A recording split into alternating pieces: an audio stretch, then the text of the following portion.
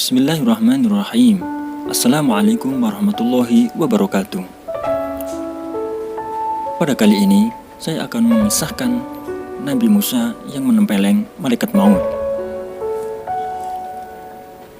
Musa adalah orang yang punya kedudukan terkemuka dan pemimpin yang mudah berinspirasi, sehingga mampu mengendalikan umat yang keras tabiatnya, serta banyak ragu-ragu dalam menghadapi berbagai perkara seperti kepemimpinan, kebijaksanaan, dan penunjuk.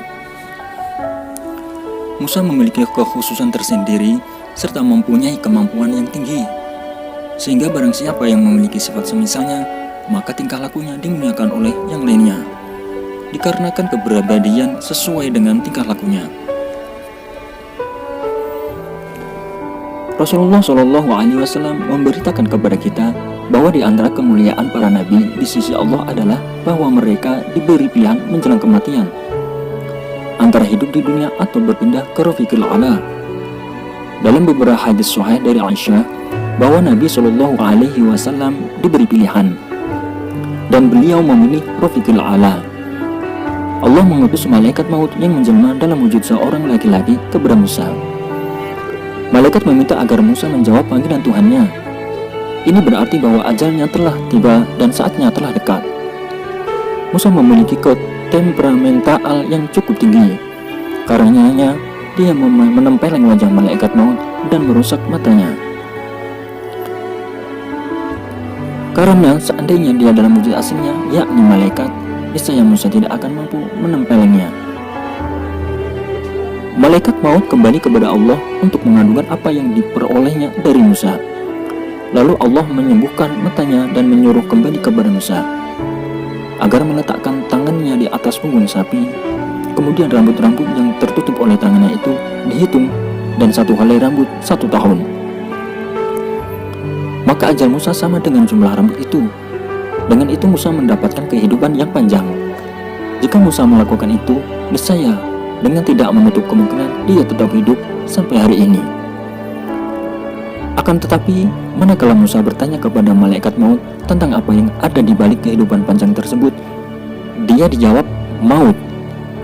Maka Musa memilih yang dekat. Apa yang ada di sisi Allah bagi para rasul dan nabinya serta hamba-hambanya yang soleh adalah lebih baik dan lebih kekal. Jika roh para syuhada berada di perut burung hijau yang berterbangan di kebun-kebun surga, memakan buah-buahannya, minum dari sungainya, dan berlindung di lampu-lampu yang bergantungan di atap arsy Allah, maka kehidupan para nabi dan rasul adalah di atas semua itu. Apa yang didapat oleh Musa seandainya dia hidup sampai hari ini, dia pasti memikul kesulitan-kesulitan dunia dan ujian-ujiannya. Dia akan menyaksikan peristiwa-peristiwa besar yang terjadi sepanjang sejarah yang membuat pikiran sibuk dan hati bersedih. Bukankah lebih baik dia berada di Rafiqil A'la dengan para rasul dan para nabi menikmati kenikmatan surga daripada hidup di rumah kesengsaraan dan ujian? Musa diminta untuk memilih, dan dia telah memilih kembali kepada Allah daripada kehidupan yang lama dan panjang. Apa yang ada di sisi Allah adalah lebih baik dan lebih kekal, dan akhirat lebih baik daripada dunia. Musa memohon kepada Allah pada waktu ruhnya dicabut agar didekatkan kepada tanah yang suci sejauh lembaran batu. Permintaan Musa ini adalah wujud kecintaannya kepada tanah suci yang bercokol di dalam jiwanya, sehingga dia meminta dikubur di perbatasannya, dekat dengannya. Tetapi Musa tidak meminta kepada Allah agar mematikannya di tanah suci, karena dia mengetahui bahwa Allah mengharamkannya atas generasi di mana Musa berasal. Ini sebagai hukuman atas ketidaktaatan kepada mereka, perintah Tuhan mereka agar masuk tanah suci seperti yang telah Allah tulis untuk mereka. Mereka berkata, "Pergilah kamu bersama Tuhanmu, dan berperanglah kamu berdua. Sesungguhnya kami hanya duduk menanti di sini saja." Quran Surat Al-Ma'idah ayat 24. Lalu Allah menulis atas mereka kesesatan selama 40 tahun di Gurun Sinai. Allah menjawab doa Musa. Rasulullah SAW telah menyampaikan kepada kita bahwa kuburan Musa terletak di pinggiran tanah suci di dataran pasir merah. Seandainya beliau di sana, niscaya beliau menunjukkan tempat itu kepada sahabat-sahabatnya.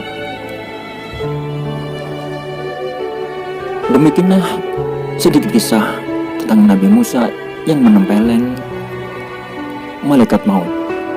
Semoga kita semua dapat mengambil hikmah dan pelajaran-pelajaran dari kisah Nabi Musa tersebut,